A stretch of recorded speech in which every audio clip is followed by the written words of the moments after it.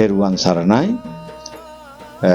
විශේෂයෙන් මේ වෙලාවේ මතක් කරන්නට ඕනේ අපි අප්‍රේල් මාසේ 12 වන දින උදෑසන 10 සිට දවස පුරාම ෆෙල්තම් ස්ප්‍රීන් වෙස්ට් ඇකඩමි ආයතනයේ දවස පුරාම අපේ අතුල දස්සන ජාත්‍යන්තර බෞද්ධ මධ්‍යස්ථානයේ අධ්‍යාපන දහම් පාසලේ අධ්‍යාපනයේලම දරුවන්ගේ හැකියා කුසලතා දක්ෂතා දැකලා සතුටු වෙන්නටත් අපේ හෙළයේ මහා මංගල්‍ය සංස්කෘතික මංගල්‍ය මේ එංගලන්තයේ හීතුහි පවත්වන්නට බලාපොරොත්තු වෙනවා.